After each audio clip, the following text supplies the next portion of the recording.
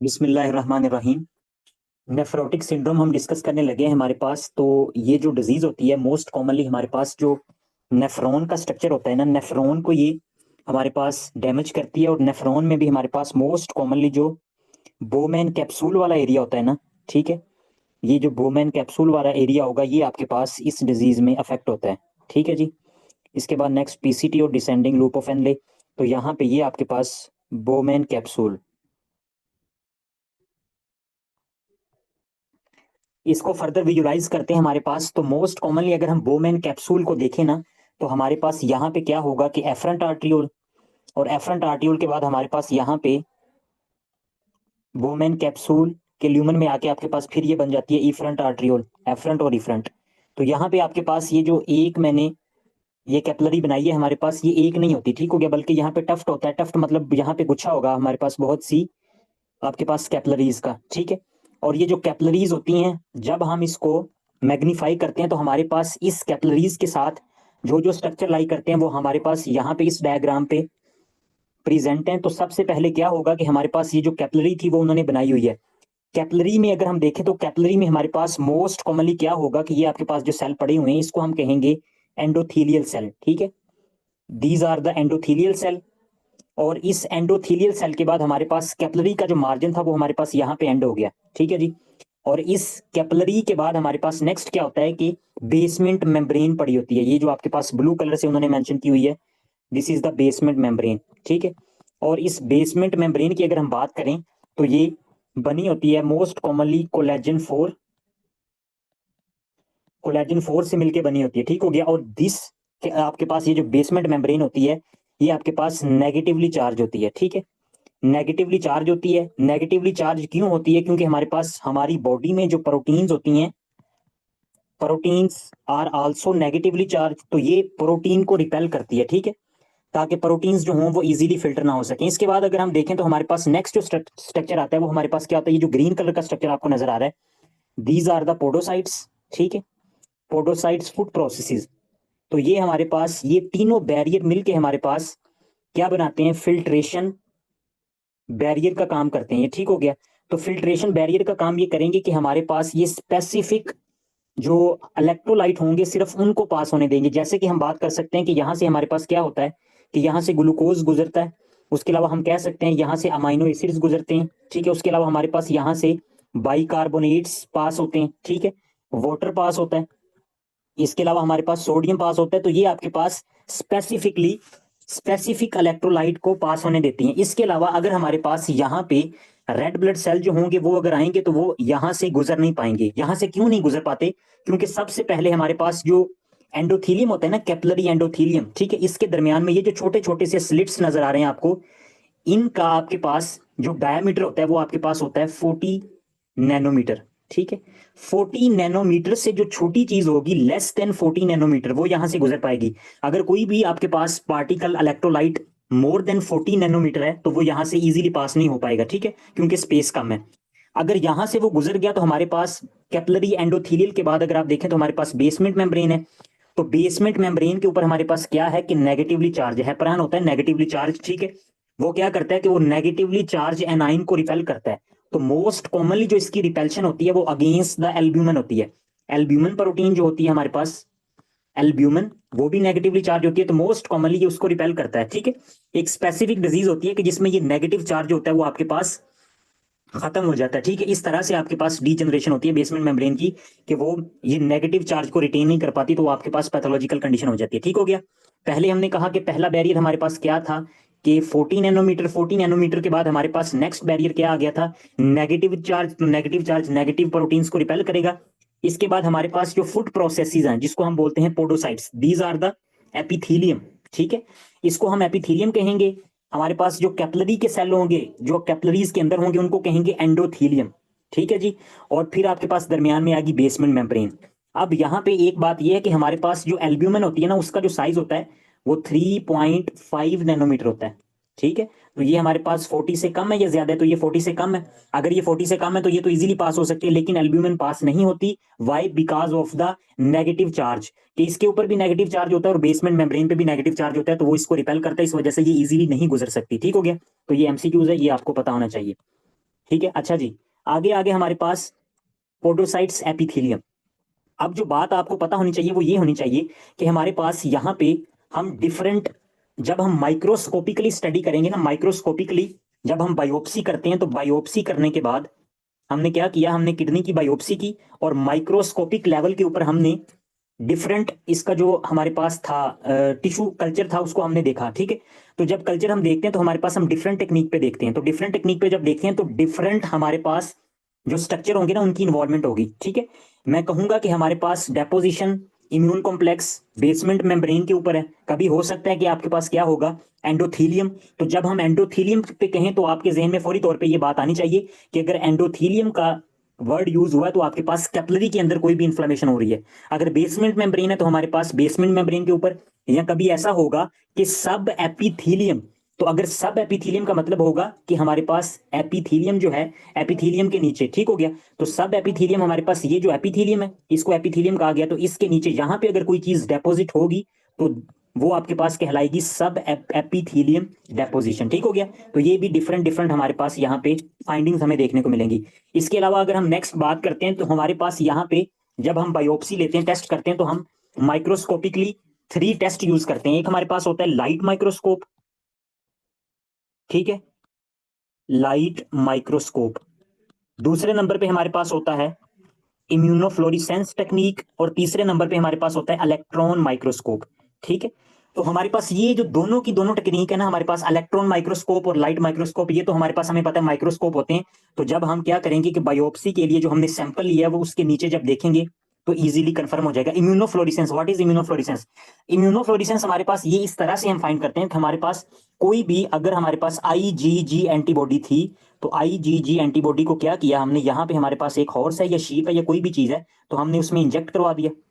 ठीक हो गया, तो इंजेक्ट जब करवा दिया आईजीजी को, तो हमारे पास इस शीप ने या हॉर्स ने क्या करवा दिया, एंटी आईजीजी एंटीबॉडीज प्रोड्यूस कर दी इस आईजीजी के खिलाफ। ठीक है, या आईजीएम या आईजी जिसके भी खिलाफ जो हमने इंजेक्ट कराई उसके खिलाफ एंटीबॉडीज इसने बना दी। इसने क्यों बनाई? क्योंकि इसकी बॉडी में नहीं थी, हमने बाहर से।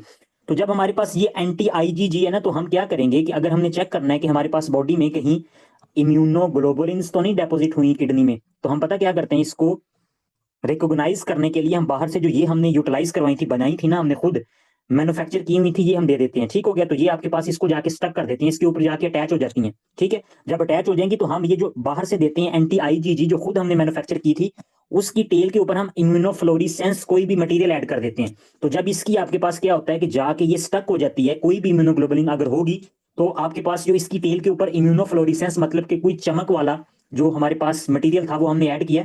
तो जब हम इम्यूनोफ्लोरिसेंस पे देखेंगे तो हमें ये लाइट अपीयरेंस नजर आएगी। ठीक हो गया, तो 3 टेक्निक होती हैं। लाइट माइक्रोस्कोप से इतना ज्यादा हमारे पास क्लोज विजुअलाइजेशन नहीं होगी, मतलब हम क्या कर सकते हैं कि उसको ग्रॉसली देख सकते हैं ऊपर ऊपर से। और अगर इलेक्ट्रॉन माइक्रोस्कोप की बात करें तो बहुत ज्यादा डीप देखेंगे, और इम्यूनोफ्लोरिसेंस से हम देखेंगे कि इम्यून कॉम्प्लेक्स डेपोजिशन हुई है या नहीं। फर्दर इसको हम अगर और ज्यादा मैं आपको सिंप्लीफाई करके बताऊं तो लाइट माइक्रोस्कोप से फौरी तौर पे बायोप्सी पे जब हम टेस्ट देखते हैं तो मोटी मोटी सी चेंजेस का पता चलता है कि हमारे पास क्या क्या चेंजेस आ चुकी हैं। और हमारे पास इलेक्ट्रो माइक्रोस्कोप बहुत डीप चेंजेस को विजुलाइज करवाती है, और इम्यूनोफ्लोरिसेंस से पता चलता है कि हमारे पास कोई इम्यून कॉम्प्लेक्स की डेपोजिशन हुई है या नहीं हुई। ठीक हो गया, तो यहाँ पे अगर हम बात करें तो ये हमारे पास 3 टेक्निक होती हैं। तो हमारे पास यहाँ पे ये बोमैन कैप्सूल जो है ना उसका स्ट्रक्चर है। तो light microscope up to 2000x के 2000x पे हमने देखा, तो हमारे पास किस तरह से हमें नजर आ रही है। ठीक है, जो आपके पास जो बोमैन कैप्सूल है। फिर हमने इम्यूनोफ्लोरिसेंस इम्यूनोस्टेनिंग से देखा, तो जिधर जिधर हमारे पास इम्यून कॉम्प्लेक्स डेपोजिट हुई पड़े थे तो वहां पे आपके पास आप ले देख सकते हैं कि ये आपके पास जो पैटर्न आपको नजर आ रहा है वो किस तरह से, कि कोई ऐसी चीज है जो कि आपके पास जो बेसमेंट मेम्ब्रेन है ना उसके गिर्द डेपोजिट हुई पड़ी है।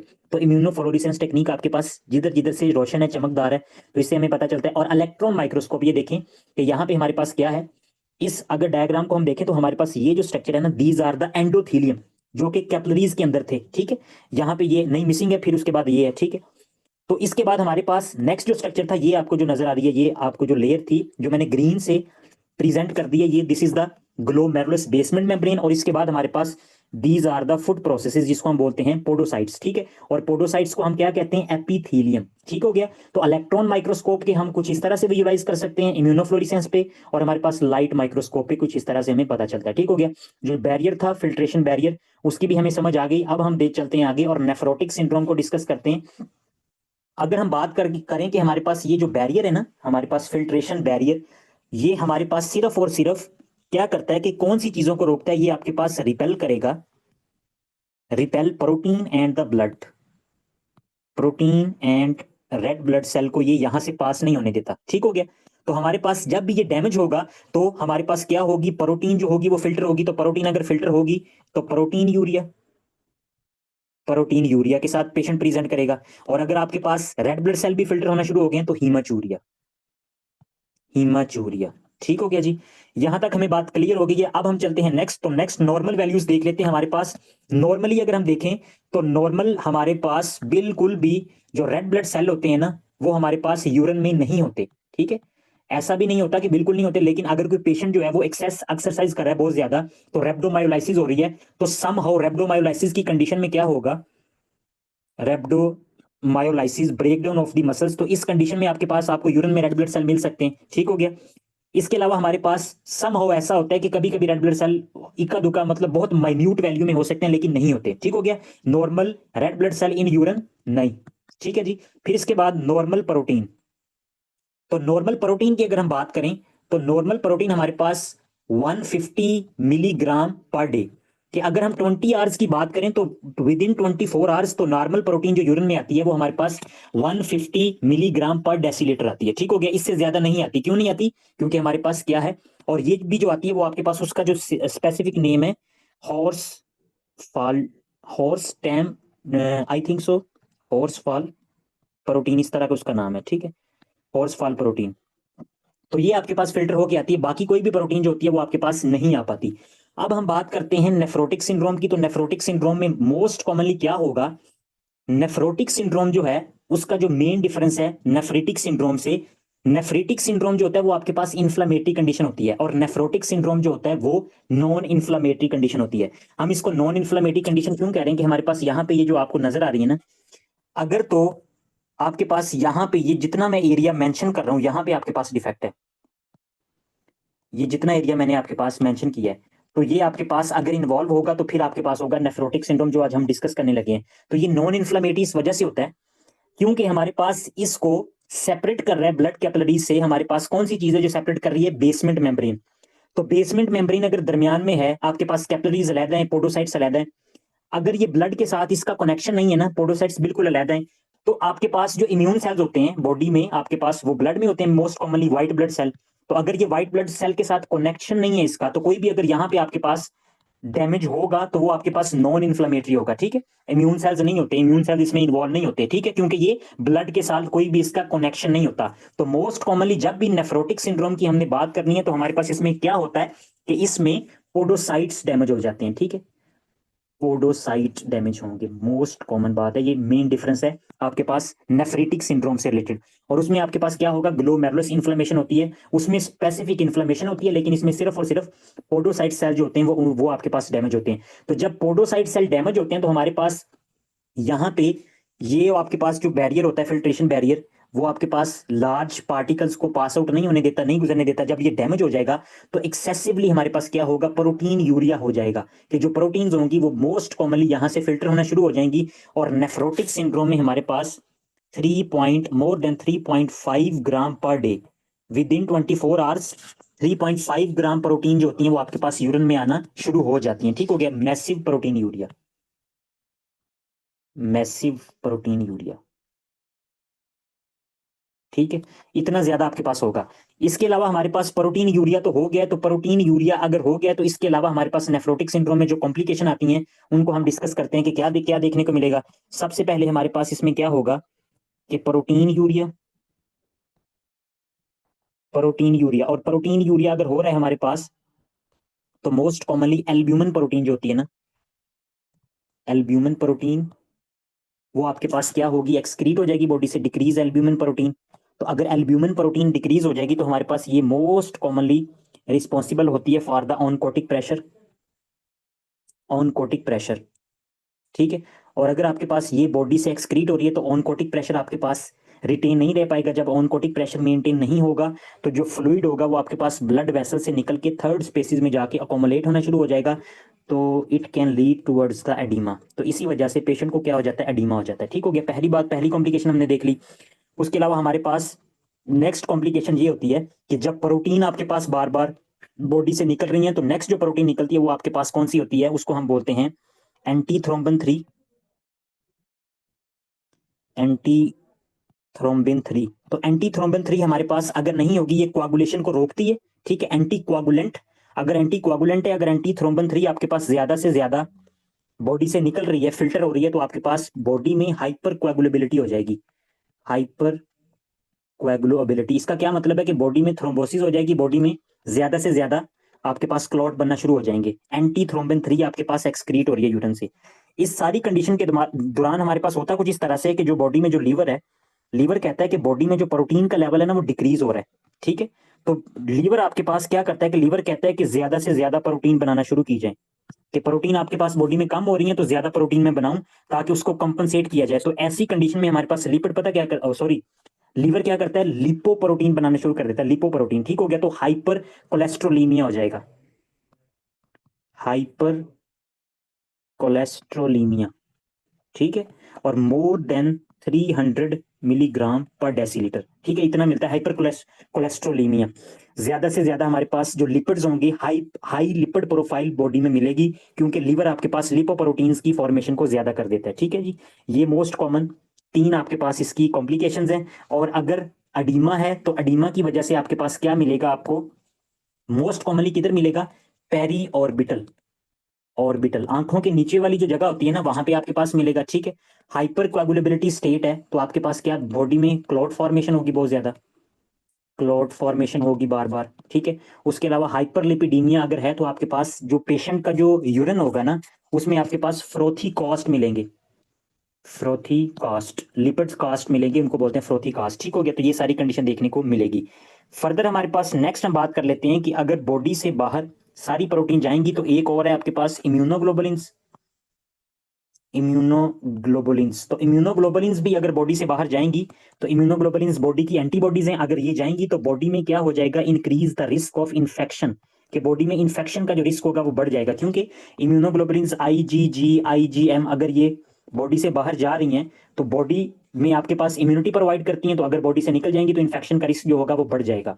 तो जो भी नेफ्रोटिक सिंड्रोम वाला पेशेंट होगा तो वो हमारे पास मोस्ट कॉमनली प्रेजेंट करेगा, यहाँ पे हम स्क्वायर बना लेते हैं, आपके पास एडीमा, एडीमा के साथ उसके अलावा हमारे पास वो आपके पास क्लॉट फॉर्मेशन दूसरे नंबर पे, तीसरे नंबर पे हमारे पास हाइपर कोलेस्ट्रोलीमिया, और चौथे नंबर पे हमारे पास क्या होगा, increase the risk of infection. तो ये आपकी प्रेजेंटिंग प्रोफाइल होती है नेफ्रोटिक सिंड्रोम वाले पेशेंट की, ठीक है जी। ओके हो गया। और आपके पास इस कंडीशन में बिल्कुल भी हीमाचूरिया जो होता है वो आपके पास अर्ली कंडीशन में आपको नजर नहीं आता, ठीक है, अर्ली कंडीशन में नहीं होता। अगर आपके पास ये कंडीशन है कि ये बहुत ज्यादा क्रॉनिकली बॉडी में है तो ये फिर मेम्ब्रेनो प्रोलिफरेटिव ग्लोमेरुलोनेफ्राइटिस की तरफ चला जाएगा। लेकिन आपने ये याद रखनी है, कंफर्म ये है कि आपके पास हीमाचूरिया की जो प्रोफाइल है वो नहीं मिलती, सिर्फ और सिर्फ प्रोटीन यूरिया जो है वो पेशेंट को मिलता है, ठीक हो गया। और ये मैंने आपको बताया कि किस तरह से हम इसको, इसकी जो डिफरेंट पैथोलॉजीज है उसको विजुलाइज करते हैं। जितना हमने पढ़ा है थोड़ा सा बुक पे चलते हैं, तो बुक पे मैं आपको बताता हूँ कि ये क्या चीजें हैं हमारे पास जो हमने डिस्कस की है। ये अगर आप देखें तो हमारे पास ग्लोमेरुलर फिल्ट्रेशन बैरियर जो है ना वो कह रहा है कि हमारे पास responsible for filtration of plasma according to size and charge selectivity, composed of fenestrated capillaries endothelium basement membrane with a type 4 collagen chains and heparin sulfate, जिसकी वजह से हेपरिन सल्फेट की वजह से नेगेटिवली चार्ज होता है। Visceral epithelial layer consisting of podocyte foot processes, ठीक है जी। Charge barrier glomerular filtration barrier contain negative charge glycoproteins that prevent entry negatively charged molecules, most commonly albumin. Size barrier fenestrated capillary endothelium prevents entry more than 100 nanometre, ठीक है, कुछ book में 40 है, यहाँ पे उन्होंने 100 लिखा हुआ है। Prevent entry of more than 100 nanometre molecules blood cell, और आपके पास ब्लड सेल की भी एंट्री नहीं होने देंगी। उसके अलावा podocytes food processes interpose with the glomerular basement membrane, glomerular basement membrane slit diaphragm prevent entry of molecules more than 40 to 50 nanometre. जो हमारे पास एंडोथीलियम है उनकी जो आपके पास साइज होता है ना वो आपके पास स्लिट्स का, वो होता है मोर देन 100 नैनोमीटर, ठीक है। और फर्दर हमारे पास जो बेसमेंट मेम्ब्रेन है वहां पे आपके पास जो साइज होता है 40 टू 50 नैनोमीटर होता है, ठीक हो गया। इससे कम कम वाला जो भी आपके पास मॉलिक्यूल होगा वो गुजर पाएगा। पहले हमारे पास क्या है कि ज्यादा स्पेस है, जैसे जैसे आपके पास फिल्ट्रेशन बैरियर नीचे की तरफ जाता है वैसे वैसे जो स्पेस है वो उसमें कम होती जाती है कि आपके पास मोटे मोटे इलेक्ट्रोलाइट्स जहां से ना गुजरे। तो ये उसने ना थोड़ा सा स्ट्रक्चर बनाया हुआ है कि इधर आप देखें तो अगर आपके पास यहाँ पे ये फूड प्रोसेसेस बनी हुई, these are the food processes, ठीक है। और इस फूड प्रोसेसेस के ऊपर हमारे पास यहाँ पे ये है बेसमेंट मेम्ब्रेन सारी, और इसके नीचे यहाँ पे आपके पास ये है endothelial cell of the capillaries, ठीक हो गया। तो यहाँ तक हमारे पास, और ये जो पिक्चर ली गई है वो इलेक्ट्रॉन माइक्रोस्कोप से ली गई है, इलेक्ट्रॉन माइक्रोस्कोप से, ठीक है। चलें जी, अब हम आ जाते हैं नेक्स्ट। तो नेक्स्ट हमने अब डिस्कस करना है हमारे पास पैथोलॉजिकल कंडीशन। तो आपके पास अगर किसी पेशेंट को नेफ्रोटिक सिंड्रोम है तो नेफ्रोटिक सिंड्रोम में मोस्ट कॉमनली कौन कौन सी डिजीज होती हैं? तो सबसे पहले हम डिस्कस करेंगे मिनिमल चेंज डिजीज, ठीक है जी।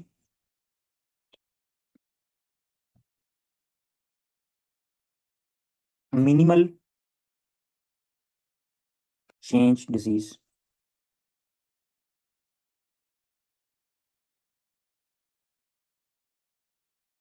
मिनिमल चेंज डिजीज की अगर हम बात करें तो हमारे पास, जैसे मैंने आपको कहा था, दोबारा से यहाँ पे इस पे देख चलते हैं। मिनिमल चेंज डिजीज में हमारे पास होगा कुछ इस तरह से कि ये जो नेगेटिव चार्ज है ना ये सारे का सारा रिमूव हो जाएगा ग्लोमेरुलस बेसमेंट मेम्ब्रेन से, ठीक है। सिर्फ और सिर्फ यही चेंज आता है। अगर यही चेंज आता है तो इसी वजह से हमारे पास क्या कहते हैं कि इसको मिनिमल चेंज डिजीज कहा जाता है, ठीक है। कि नेगेटिव चार्ज जो होगा वो आपके पास रिमूव हो जाएगा, remove negative charge from basement membrane, ठीक है। और दूसरे नंबर पे हमारे पास जो चेंज आती है वो ये आती है आपके पास इफेसमेंट ऑफ फूड प्रोसेसेस, कि जो फूड प्रोसेसेस है ना उनकी इफेसमेंट हो जाती है, ठीक है। ये दोनों कंडीशन होती क्यों है ये हम देखते हैं कि हमारे पास सबसे पहले इसमें ये होगा कि due to increase the cytokine production, कोई भी अगर बॉडी में साइटोकाइंस की प्रोडक्शन ज्यादा होगी तो दीज साइटोकाइंस मेनली अफेक्ट हमारे पास बेसमेंट मेम्ब्रेन को और फूड प्रोसेसेस को इन्वॉल्व करती हैं, जिसके नतीजे में हमारे पास क्या होगा कि जो बैरियर होगा ये डैमेज हो जाएगा, ठीक हो गया। तो ना हमारे पास ये जो फूड प्रोसेस हैं वो रहेंगे और ना आपके पास नेगेटिव चार्ज रहेगा। अगर ये दोनों आपके पास डैमेज हो चुके हैं तो इस कंडीशन में मिलता कुछ इस तरह से हमारे पास इस कंडीशन में सेलेक्टिव प्रोटीन यूरिया होगा। सेलेक्टिव प्रोटीन यूरिया का मतलब ये है कि सिर्फ और सिर्फ एल्ब्यूमिन जो होगी ना वो पास होगी, वो सिर्फ पास होगी क्योंकि सिर्फ नेगेटिव चार्ज रिमूव हुआ है। तो एल्ब्यूमिन जो थी उसका साइज छोटा था, वो सिर्फ और सिर्फ किसकी वजह से रुकी हुई थी कि ताकि हमारे पास नेगेटिव चार्ज उसको रिपेल कर रहा था। अगर नेगेटिव चार्ज डैमेज हो चुका है, डिस्टर्ब हो चुका है, तो एल्ब्यूमिन जो होगी वो लीक होना शुरू हो जाएगी, ठीक है। नेक्स्ट हमारे पास ये साइटोकाइंस की जो प्रोडक्शन होती है ये क्यों होती है? हमारे पास बॉडी में कोई भी अगर अपर रेस्पिरेटरी इन्फेक्शन हुआ है तो अपर रेस्पिरेटरी इन्फेक्शन के बाद हमारे पास ये कंडीशन हो सकती है मिनिमल चेंज डिजीज। उसके अलावा हमारे पास इम्यूनाइजेशन के बाहर से हमने क्या किया है कि उसको वैक्सीन लगवाई है। तो इम्यूनाइजेशन का प्रोसेस अगर बॉडी में हुआ है, ठीक है, ज्यादा से ज्यादा बॉडी जो है उसका इम्यून रिस्पॉन्स एक्टिवेट हो गया, तो इस कंडीशन में भी हो सकती है, ठीक हो गया। इसके अलावा हमारे पास Hodgkin lymphoma immunisation upper respiratory infection, ठीक है। These are the most common aetiologies for the minimal change disease. तो इसके बाद होगा, इसके बाद हमारे पास एक नेक्स्ट इसके साथ स्पेसिफिक ये बात है कि ये जो जो भी हमारे पास मिनिमल चेंज डिजीज होगी, अगर हम एज की बात करें तो हमेशा लेस देन 18 होगी। तो ये 18 बहुत मैंने ज्यादा कह दिया, 18 ईयर, तो ये मोस्ट कॉमनली चिल्ड्रन में होती है, बच्चे जो होंगे ना उनमें होती है, चिल्ड्रन में, ठीक है। अब उसने कहा है कि हमने डिफरेंटली इसको विजुलाइज करना है। तो विजुलाइज जब हमने किया तो यहाँ पे अगर आप लोग देख सकते हैं तो ये इलेक्ट्रॉन माइक्रोस्कोप की पिक्चर है। इलेक्ट्रॉन माइक्रोस्कोप पे हमारे पास यहाँ पे नॉर्मल है, तो नॉर्मल यहाँ पे देखें हमारे पास ये क्या है, एंडोथीलियल सेल है, एंडोथीलियल सेल है। तो ये आपके पास बेसमेंट मेम्ब्रेन है और यहाँ पे ये फूड प्रोसेसेस है, ठीक है। ये नॉर्मल था, नॉर्मल हमारे पास जो थी फिल्ट्रेशन बैरियर। अब यहाँ पे आ जाते हैं तो यहाँ पे आप लोग देख सकते हैं कि ये जो फूड प्रोसेसेस हैं ये आपके पास बिल्कुल क्या हो चुके हैं, ये चिपटे से हो चुके हैं, ठीक है। तो ये आपके पास कुछ हैं और बाकी आपके पास ये रिमूव हो चुके हैं, ठीक है। इसको बोलेंगे effacement of the food processes. तो मेनली आपको इस तरह से पिक्चर नजर आती है, ठीक है। तो इलेक्ट्रॉन माइक्रोस्कोप पे हमें इस तरह से नजर आया। जब हमने इसको हमारे पास लाइट माइक्रोस्कोप पे देखा तो लाइट माइक्रोस्कोप पे हमें नॉर्मल ग्लोमेरुलाई नजर आते हैं, नॉर्मल, कोई भी चेंज नहीं होता। नॉर्मल ग्लोमेरुलाई बिल्कुल भी चेंज नहीं होगा। इलेक्ट्रॉन माइक्रोस्कोप पे जब हमने देखा तो इफेसमेंट ऑफ पोडोसाइट्स, दो बातें हो गई। और तीसरी हमारे पास जो विजुलाइज जो टेक्निक है उसको हम बोलते हैं इम्यूनोफ्लोरेसेंस। तो यहाँ पे कोई हमारे पास इम्यूनोग्लोबुलिन की डेपोजिशन हुई है, कुछ भी नहीं हुआ, तो यहाँ पे हमें कुछ भी नहीं मिलेगा। ठीक हो गया। तो ये जो डिजीज थी वो हमारे पास कंफर्म हो गई है। मोस्ट कॉमन हमारे पास जो एमसीक्यूज आता है वो ये आता है कि how we can treat the minimal change disease. तो ये आपके पास इन्फ्लामेटरी कंडीशन है? नहीं, नॉन इन्फ्लामेटरी कंडीशन है। तो अगर नॉन इन्फ्लामेटरी कंडीशन है तो क्या हम इसको स्टीरॉइड से ट्रीट कर सकते हैं? स्टीरॉइड्स क्या होते हैं हमारे पास? स्टीरॉइड्स तो इन्फ्लामेटरी कंडीशन में दिए जाते हैं, तो स्टीरॉइड्स देते हैं for the treatment of minimal change disease. ठीक है, ये आपके पास स्पेसिफिक है, सिर्फ और सिर्फ एक डिजीज है नेफ्रोटिक सिंड्रोम में, क्योंकि ये नॉन इन्फ्लामेटरी कंडीशन होता है। तो for for the treatment of minimal change disease we can use steroids. इसके अलावा किसी भी हमारे पास नेफ्रोटिक सिंड्रोम की डिजीज में हम स्टीरॉइड यूज नहीं करते। अगर किसी बेबी को मिनिमल चेंज डिजीज हुई है तो उसको हम स्टीरॉइड देंगे, तो ये उससे आपके पास क्या होगा कि पेशेंट जो होगा वो ठीक होना शुरू हो जाएगा। ठीक हो गया। तो ये आपके पास good response for the steroids. ठीक है जी। नेक्स्ट आ जाते हैं हमारे पास, नेक्स्ट जो डिजीज है उसको हम बोलते हैं फोकल सेगमेंटल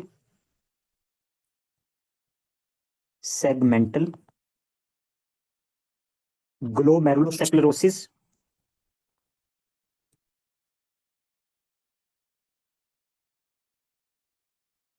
सेक्लेरोसिस, ठीक है। हमारे पास फोकल का क्या मतलब होगा? फोकल का मतलब है कि हमारे पास जो ये किडनी है ना, किडनी, यहाँ पे अगर हम किडनी बनाएं तो किडनी का अगर हमारे पास कुछ पार्ट इन्वॉल्व है ना, ये इतना पार्ट इन्वॉल्व है, ठीक है, तो इसको हम बोलेंगे फोकल।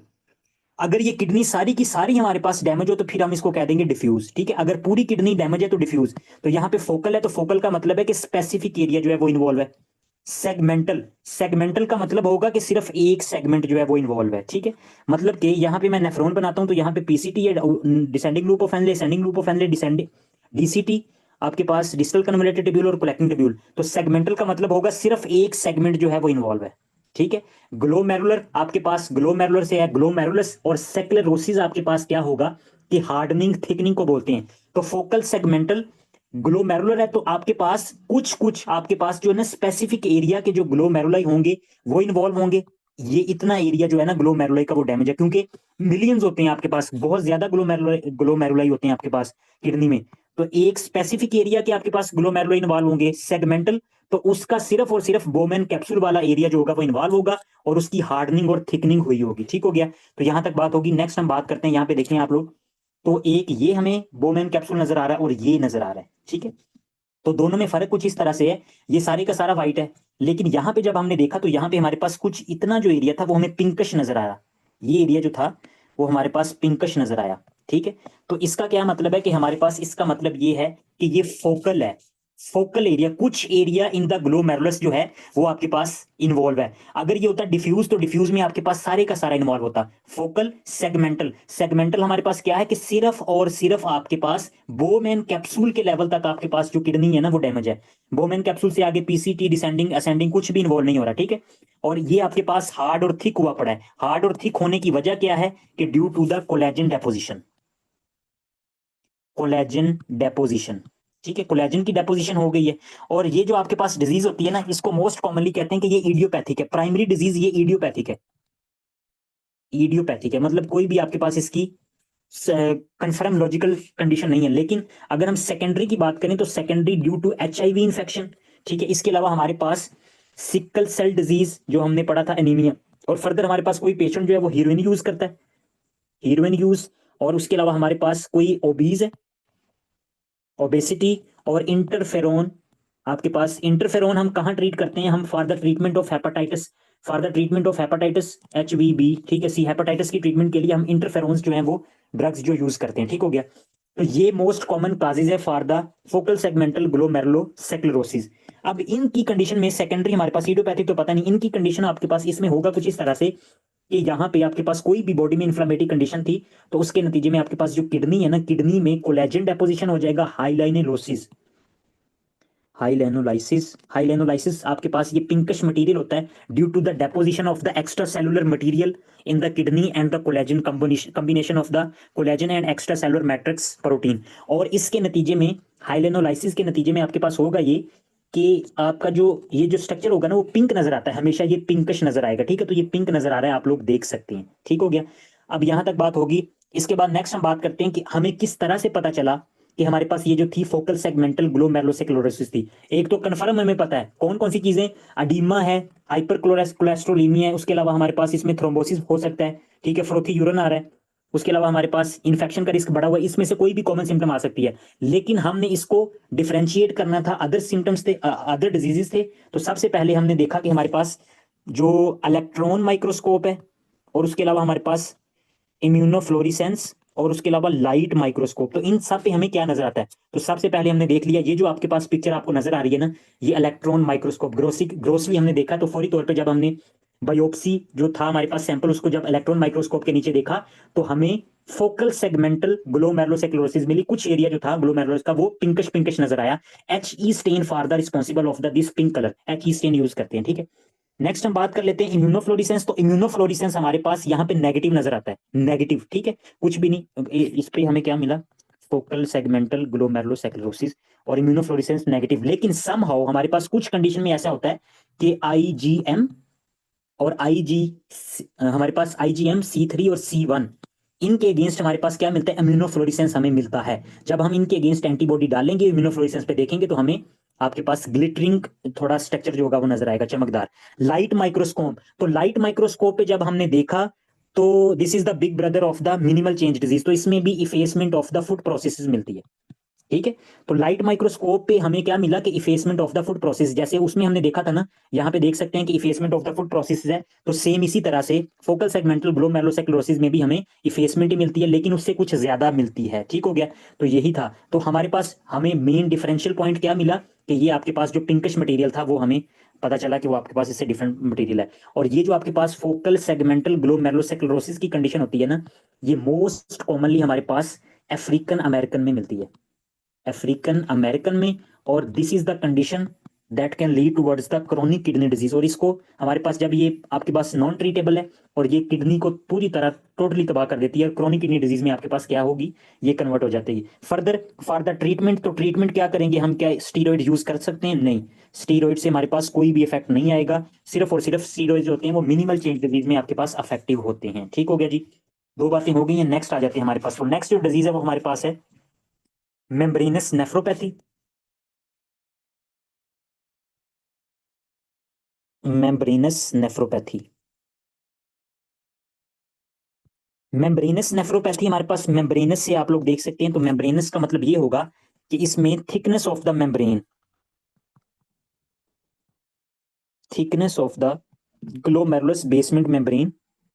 तो ये आपके पास उन्होंने पिक्चर ली हुई है किधर से? हमारे पास लाइट माइक्रोस्कोप से। तो लाइट माइक्रोस्कोप पे जब उन्होंने देखा, तो हमारे पास ये जो है ये नॉर्मल है और ये मेम्ब्रेनस है। अब दोनों में यहाँ पे अगर आप मेम्ब्रेन का स्ट्रक्चर देखें और यहाँ पे मेम्ब्रेन का स्ट्रक्चर देखें, तो आप यहाँ पे देख सकते हैं कि ये बहुत थिन एरिया, यहाँ पे ये जो एरिया बहुत ही थिन है, बहुत पतली है मेम्ब्रेन, ये बहुत ही पतली है। गौर से देखें तो with the comparison of the other, दूसरे के साथ कंपैरिजन जब आप कर रहे हैं, तो यहाँ पे देख सकते हैं तो आपके पास ये मेम्ब्रेन जो है ये बहुत ज्यादा थिक है और ज्यादा डेंस नजर आ रही है, ज्यादा पर्पल है। यहाँ पे दोबारा से मैं रिमूव करता हूँ। अब जो मैंने मेंशन किया बात, आप दोबारा से इसको पैरेलल में देखें, तो आप लोग देख सकते हैं कि यहाँ पे मेम्ब्रेन जो है बहुत ही ज्यादा थिन है और यहाँ पे थिक है और डीप कलर में है, ठीक है। तो ये हमें पता चल गया हमारे पास लाइट माइक्रोस्कोप से, this is the membranous nephropathy. और मेम्ब्रेनस नेफ्रोपैथी के बाद हमारे पास यहाँ पे नेक्स्ट, जब हमने इम्यूनोफ्लोरिसेंस टेक्निक पे देखा, तो ये देखिए हमारे पास कितनी विजुलाइज हो रही है। जिधर जिधर आपके पास बेसमेंट मेम्ब्रेन है, वहां पे क्या हो रहा है? वहां पे आपके पास जो जो भी मटेरियल की डेपोजिशन हुई है वो बहुत ज्यादा आपके पास फ्लोरिसेंट है, ठीक है। तो यहाँ पे इम्यूनोफ्लोरिसेंट, और इम्यूनोफ्लोरिसेंट पे जब हमने देखा, तो हमारे पास ये जो इम्यून कॉम्प्लेक्स की डेपोजिशन हो जाती है, इसमें इम्यून कॉम्प्लेक्स डेपोजिशन होने की वजह से, इम्यून कॉम्प्लेक्स डेपोजिशन, तो इम्यून कॉम्प्लेक्स डेपोजिशन का क्या मतलब था? हमने देखा था हमारे पास कि पहले एक एंटीजन होती है, ये कोई एंटीजन है, और इसके एंटीबॉडी बनी, और ये दोनों आपके पास ये कॉम्बिनेशन ऑफ एंटीजन एंटीबॉडी क्या है? इम्यून कॉम्प्लेक्स है। और ये इम्यून कॉम्प्लेक्स हमारे पास कहीं भी जा सकते हैं, और ये आपके पास कहाँ पे जाके डेपोजिट होते हैं? तो ये मेन बात है, ये सब एपिथेलियल एरिया पे जाके डेपोजिट होंगे।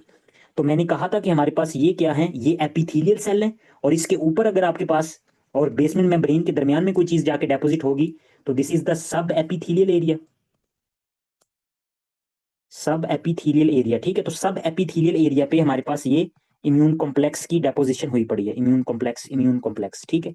तो इन इम्यून कॉम्प्लेक्स की डेपोजिशन होने की वजह से हमारे पास क्या है कि डीजनरेशन हो जाती है, आपके पास ये फिल्ट्रेशन बैरियर की और एक्सेसिव प्रोटीन यूरिया होना शुरू हो जाता है। अब ये जो आपके पास ये आपको लाइन नजर आ रही है, ये क्या है कि जब आपके पास ये सब एपिथेलियल इम्यून कॉम्प्लेक्स डेपोजिशन हो गई, ठीक है जी, तो इसके बाद आपके पास जो ये पोडोसाइट्स होते हैं ना, ये आपकी एक लेयर जनरेट कर देते हैं, ठीक है, एक लेयर बना देंगे और लेयर बनाएंगे और ये इम्यून कॉम्प्लेक्स के अराउंड इस तरह से आपके पास ये इस पैटर्न में, ठीक है। तो इस पैटर्न का मतलब ये है कि ये पैटर्न जो होगा इसको उन्होंने कहा हुआ है कि डोम एंड स्पाइक। ये क्या हो गया?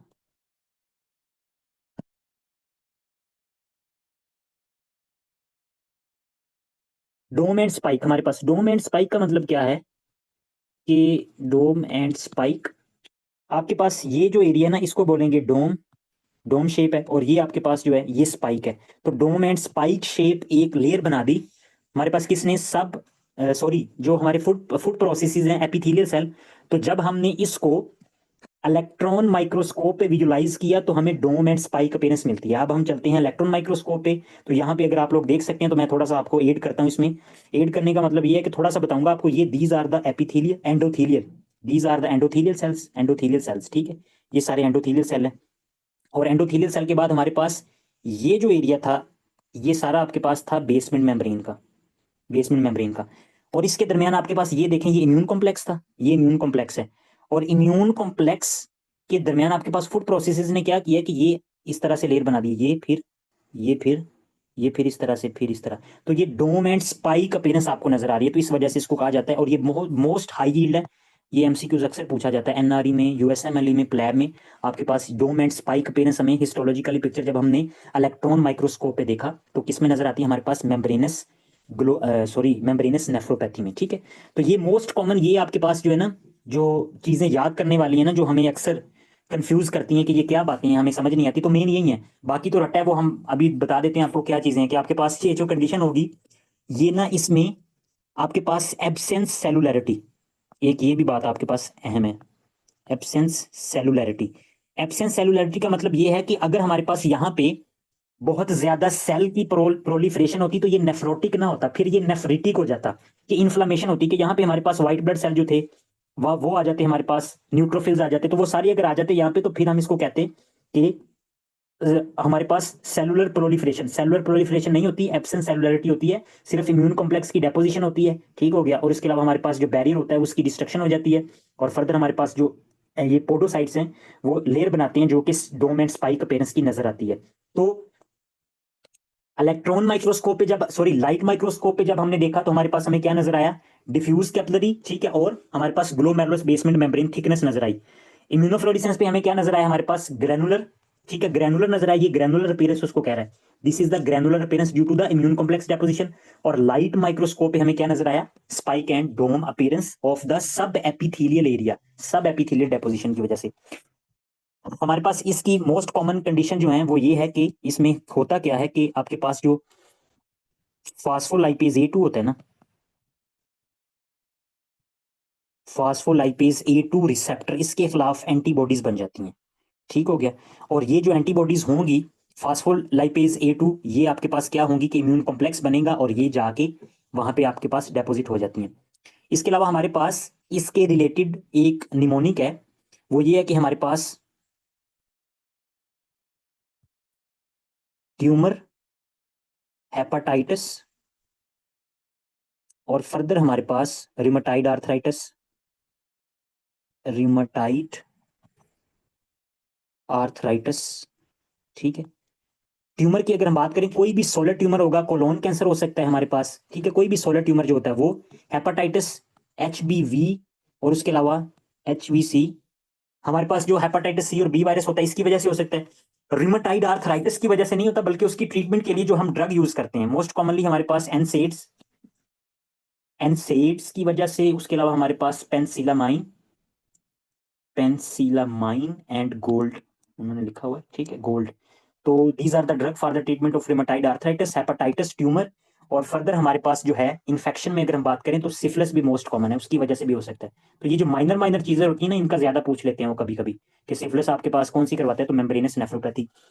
एक आपके पास कंडीशन होती है SLE, सिस्टमैटिक ल्यूपस एरिथेमेटोसिस, तो ये भी आपके पास क्या करवाती है, ये भी मेम्ब्रेनस नेफ्रोपैथी करवाती है। यहाँ पे थोड़ा सा ना कंफ्यूजन है कि ये आपके पास नेफ्रेटिक सिंड्रोम करवाती है, ग्लोमेरुलोनेफ्राइटिस, लेकिन आपके पास 10 to 20% ये मेम्ब्रेनस नेफ्रोपैथी भी काज करवा देती है, क्योंकि इम्यूनो कॉम्प्लेक्स डेपोजिशन होने की वजह से आपके पास ये जाके डेपोजिट हो जाएंगे। और स्टीरॉइड हम देंगे, हम बिल्कुल नहीं देंगे, क्योंकि स्टीरॉइड सिर्फ और सिर्फ मिनिमल चेंज डिजीज में हमारे पास क्या होते हैं कि हेल्पफुल होते हैं। ठीक है जी। नेक्स्ट हमारे पास मोस्ट कॉमन डायबिटिक ग्लोमेरुलोनेफ्रोपैथी, डायबिटिक ग्लोमेरुलोनेफ्रोपैथी। तो हमने डायबिटीज मेलाइटिस को बहुत ज्यादा डिटेल में पढ़ा था, उसकी कॉम्प्लिकेशन को भी देखा था। हमारे पास मोस्ट कॉमनली होता कुछ इस तरह से है कि आपके पास जो ग्लूकोज होता है ना, ग्लूकोज, अगर हम इसकी पैथोजेंसिस की बात करें तो ये जाके इसके साथ जुड़ जाता है प्रोटीन्स के साथ।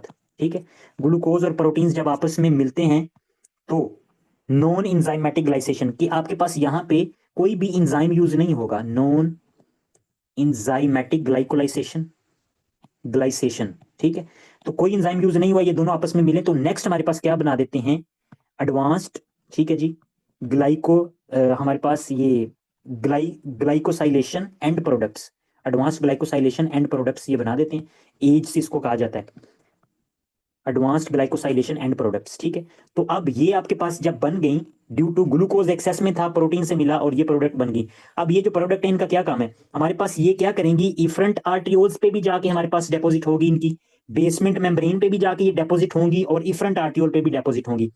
एफरेंट आर्टियोल्स हमारे पास यहाँ पे वो हमारे पास कैपिलरीज जो कि ब्लड लेके आ रही हैं, ये बोमेन कैप्सूल है, और बोमेन कैप्सूल में हमारे पास यहाँ पे ये एफरेंट आर्टियोल, और फिर आपके पास ये बन जाती है इफरेंट आर्टियोल। ठीक है, इफरेंट आर्टियोल, और इनके नीचे हमारे पास ये क्या है, ये बेसमेंट मेम्ब्रेन है, और नीचे छोटे छोटे ये हैं फूड प्रोसेसेस, फूड प्रोसेसेस।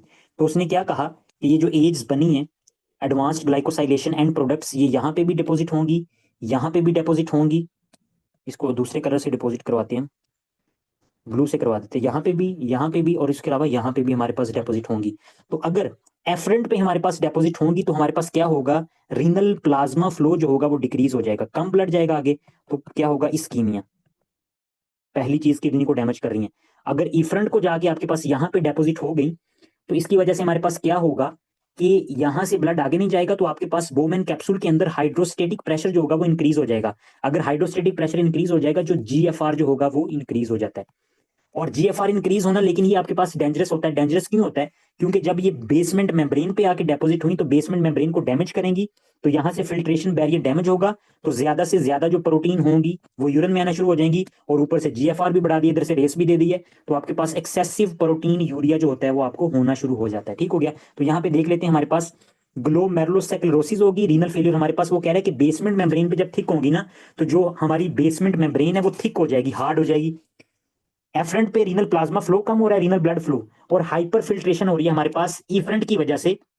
तो पहले मेम्ब्रेन खराब थी, वहां से फिल्ट्रेशन बढ़ रही है, तो जब बढ़ रही है तो एल्ब्यूमिन यूरिया होगा, एल्ब्यूमिन यूरिया के अलावा हमारे पास रीनल फेलियर भी हो सकता है। रीनल फेलियर दो काजेज है, रीनल प्लाज्मा फ्लो नहीं आ रहा, अगर हमारे पास ब्लड ही नहीं आ रहा तो ऑक्सीजन नहीं आएगी, तो हमारे पास किडनी के सेल डेड होने शुरू हो जाएंगे। हाइपर फिल्ट्रेशन हो रही है हमारे पास, वो और ज्यादा डैमेज करेंगे, ज्यादा फ्लो से ब्लड आ रहा है, तो वो आपके पास at the end renal failure के साथ पेशेंट जो होता है वो प्रेजेंट करता है। ठीक हो गया, यहां तक बात होगी। अब इस पे भी वही बातें हैं कि हमारे पास अगर हम इम्यूनोफ्लोरिसेंस पे देखते हैं तो वो क्या है, इलेक्ट्रॉन पे देखते हैं, उसके अलावा हमारे पास जो लाइट माइक्रोस्कोप है तो उस पे, तो ये आपके पास है इलेक्ट्रॉन माइक्रोस्कोप की उसने पिक्चर ली हुई है। ठीक है, तो इसमें ना अक्सर आप लोगों ने, अक्सर क्या हमेशा ही पढ़ते होंगे, Kimmelstiel Wilson nodules, Kimmelstiel Wilson nodules. ठीक है, ये हमें नजर आते हैं। तो ये कहाँ हमारे पास, ये जो आपके पास पूरी मेम्ब्रेन है, सॉरी पूरा ये जो हमारे पास बोमेन कैप्सूल है ना, तो इस पे आप देखें कि आपको फ्लफी फ्लफी एरिया किधर नजर आ रहा है, दो तीन जगह पे मैं मेंशन कर देता हूँ, फिर आप मेरे साथ एग्री करेंगे। ये आपके पास व्हाइटिश एरिया नजर आ रहा है, ठीक है, उसके अलावा हमारे पास ये जो है दरमियान में ये वाला एरिया, फिर यहाँ पे ये एरिया, ये वाला एरिया, ठीक है, ये एरिया। अच्छा, इसमें ना पता क्या है, ये जो जब भी हमारे पास ये इस तरह की कोई पिक्चर देते हैं ना, वो इमेज में भी, और जैसे मैं आपको बताई जा रहा हूँ, तो आप कहेंगे कि ये आप हमें बताई जा रहे हैं, हमें तो सारी पिक्चर सेम लग रही है, एक ही जैसी लग रही है, लेकिन ऐसा नहीं है, ये सारी डिफरेंट है।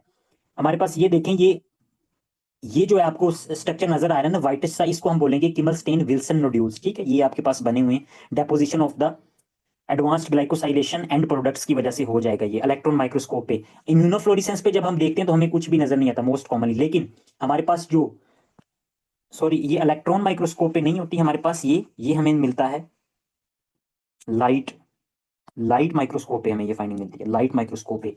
और इलेक्ट्रॉन माइक्रोस्कोप पे जब हम देखेंगे तो बहुत ज्यादा विजुलाइज जब हम करेंगे तो thickness of the glomerulus basement membrane, हमारे पास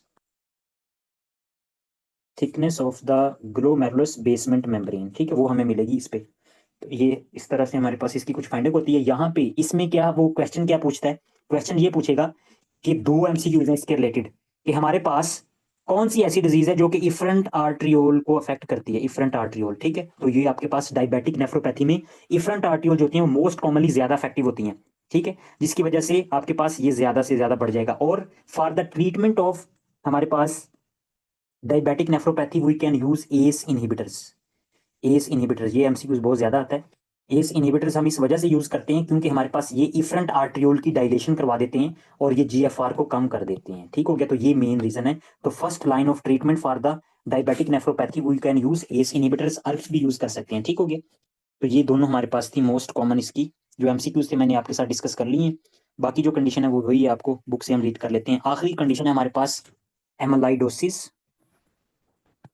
एमलाइडोसिस, ठीक है। एमलाइडोसिस हमारे पास क्या होता है कि ये हमारे पास जो प्रोटीन्स होती है ना, प्रोटीन्स की अकोमोडेशन हो जाती है एक्स्ट्रा सेलुलरली, ठीक हो गया। बंच ऑफ प्रोटीन्स अगर एक्स्ट्रा सेलुलरली डेपोजिशन हो जाएंगी तो वो आपके पास कहलाता है एमोलाइडोसिस। मोस्ट कॉमनली जो हमारे पास ऑर्गन अफेक्टेड होते हैं, हमारे पास किडनी है, हार्ट है, उसके अलावा हमारे पास ब्रेन है, ठीक है, अल्जाइमर है, उसके अलावा हमारे पास कार्डियोमायोपैथीज हैं हार्ट में। तो अगर हम किडनी की बात करें तो किडनी में हमारे पास ये क्या करवा देता है, नेफ्रोटिक सिंड्रोम, ठीक है। तो एमोलाइडोसिस की हमारे पास टाइप्स होती हैं डिफरेंट, ठीक है। एक होती है प्राइमरी, एक होती है सेकेंडरी, और एक होती है हमारे पास डायलिसिस, डायलिसिस, ठीक है। प्राइमरी हमारे पास कब होगी कि जब खुद ब खुद हम ऐसी एमोलाइड प्रोटीन जो है वो प्रोड्यूस कर रहे हैं। कौन सी ऐसी कंडीशन होती है, मल्टीपल माइलोमा।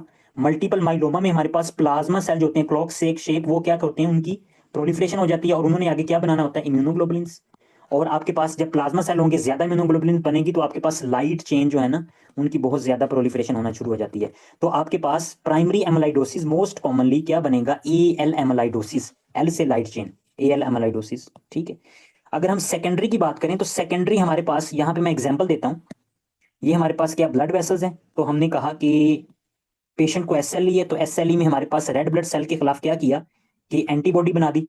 जब एंटीबॉडी एंटीजन पे आके लगी तो हमारे पास फौरी तौर पे क्या होगा, मैक्रोफेजेस आएंगे। तो मैक्रोफेजेस आपके पास साइटोकाइंस रिलीज करते हैं, मोस्ट कॉमनली इंटरल्यूकन 6 और इंटरल्यूकन 1। और ये जो आपके पास साइटोकाइंस होती हैं ये आपके पास प्रोड्यूस करना शुरू कर देती हैं acute acute phase proteins. Acute phase protein जो होंगी उनकी प्रोडक्शन को बढ़ा देंगी। और ये एक्यूट फेज प्रोटीन जो होती हैं these are the a amyloid protein, a आपके पास, ठीक है। और सेकेंडरी काज होती हैं ये। अच्छा, अब कोई भी बॉडी में अगर क्रोनिक इन्फ्लामेशन है कोई भी, तो क्रोनिक इन्फ्लामेशन की कंडीशन में हमारे पास ए एमोलाइडोसिस हो जाएगा। डायलिसिस हमने कहा था कि हमारे पास I think so HLA, human leukocyte antigen, हमने जब पढ़ा था हमारे पास, तो उसमें हमने कहा था कि हमारे पास उसमें कुछ इस तरह से अल्फा चेन होती है, किस तरह से अल्फा चेन, और दूसरी हमारे पास होती है बीटा चेन। ये बीटा चेन, ठीक है, जो आपके पास एंटीजन प्रेजेंटिंग सेल के लिए नहीं थे, हमारे पास HLA1 HLA, ठीक है। हमारे पास इम्यूनोलॉजी में हमने देखा था MHC, सॉरी मेरे जेहन में नहीं आ रहा था MHC, मैं थोड़ा सा रिकॉल कर रहा था। हमारे पास MHC1 और MHC2। तो हमारे पास ये जो MHC मॉलिक्यूल होते हैं ना, इनकी आपके पास एक अल्फा चेन होती है और एक बीटा चेन होती है। तो जो पेशेंट डायलिसिस पे होता है ना, तो वो ये जो आपके पास बीटा चेन होती है MHC मॉलिक्यूल की, ये उससे रिमूव नहीं हो पाती, ठीक हो गया। डायलिसिस आपके पास, डायलिसिस मेनली किडनी का क्या काम है, फिल्टर करते हैं ना बॉडी से। तो ये बीटा चेंज होती है, उनकी प्रोडक्शन बहुत ज्यादा बढ़ जाती है। तो इस वजह से डायलिसिस के पेशेंट में ये जो प्रोटीन होती है इनकी फॉर्मेशन बहुत ज्यादा बढ़ जाती है। हमारे पास एल्जाइमर डिजीज है तो उसमें AB एमोलाइडोसिस होती है, ठीक हो गया। AP amyloid precursor protein chromosome number 21 पे होता है, ठीक है। तो वो आपके पास क्या होती है कि प्रॉपर आपके पास जो एमोलाइड प्रोटीन होती है उसकी आपके पास इंजाइमेटिकली डिस्ट्रक्शन नहीं होती है नॉर्मली, तो वो डेपोजिट होना शुरू हो जाती है। एट द एंड बात ये है कि AL है, ठीक है, AA है, डायलिसिस है, AB है, तो डिफरेंट टाइप्स हैं। तो एमोलाइडोसिस में होगा ये कि आपके पास ये सारी की सारी ही हमारे पास जाके किडनी में जाके डेपोजिट होंगी आपके पास बोमेन कैप्सूल में। और इसके अलावा वो आपके पास नेफ्रोटिक सिंड्रोम के सारे प्रेजेंटेशन को आपके पास बढ़ा देंगी। अगर हम इसको देखते हैं हमारे पास पोलराइज्ड लाइट पे जब हमने देखा, light under the light microscope, तो हमें इस तरह से एप्पल ग्रीन बाइरिफ्रेंजीज ये आपके पास जो नजर आ रहा है ना आपको, तो लाइट माइक्रोस्कोप पे इस तरह से ये नजर आती है, ये एमाइलॉइड प्रोटीन, ठीक है, एप्पल ग्रीन बाइरिफ्रेंजीज, बाइरिफ्रेंजीज, ठीक है जी। अब उसने बुक पे कहा हुआ है कि हमारे पास इम्यूनोफ्लोरेसेंस पे हमने बाहर से एल एमाइलॉइड के खिलाफ अगर एंटीबॉडीज प्रोड्यूस की, तो हमारे पास लैम्डा कैपालाइट चेन भी इम्यूनोफ्लोरेसेंस पे नजर आएंगी, ए एमाइलॉइड वाली भी नजर आएंगी, मेसेंजियल एक्सपेंशन हो जाती है बहुत ज्यादा, आपके पास जो मेसेंजियल सेल्स होते हैं ना उनकी प्रोलिफरेशन हो जाती है। ये मोस्ट कॉमन यही बातें थी। अब हम आते हैं बुक पे, और अब सिर्फ हम रीड करेंगे तो कोई ऐसी चीज नहीं होगी अल्हम्दुलिल्लाह कि जो आपको ऐसे लगे कि डिफरेंट है या हमने पढ़ा नहीं है। ये हमने यहाँ से शुरू किया था, हमारे पास नेफ्रोटिक सिंड्रोम आज हमने पढ़ा है, massive proteinuria, hepatic lipogenesis, hypercholesterolaemia, frothy urine, hypercoagulable state, increase risk of infection, oedema, hypoalbuminaemia, ये सारी उसकी टाइप है, focal segmental, minimal change, membranous, amyloidosis, diabetes, ठीक है। तो ये कल पढ़ेंगे हम, नेफ्रेटिक जो है ये दोनों कल पढ़ेंगे। आगे हमारे पास नेफ्रोटिक सिंड्रोम में टाइप कौन कौन सी है, मिनिमल चेंज है, फोकल सेगमेंटल है। तो पहले जो बातें एमसीक्यूज के लिहाज से हैं मैं वो आपको मैं बता दूं कि effacement of the foot process on the electron microscope, ठीक है, और बाकी आपके पास ये नॉर्मली मिलता है। फोकल सेगमेंटल हमारे पास सेगमेंटल सेक्लेरोसिस एंड हाइलिनोसिस, जगह जगह पे हमें पिंक हेलानाइनोसिस, हमारे पास क्या मतलब है इसका कि पिंक नजर आएगा, ठीक है। उसके अलावा हमारे पास इम्यूनोफ्लोरेसेंस पे नेगेटिव होता है, लेकिन effacement of the foot processes कि ये आपके पास big brother of the minimal change disease, इसमें हम क्या करते हैं कि स्टीरॉइड दे सकते हैं, बाकी किसी में भी स्टीरॉइड को यूज नहीं करना।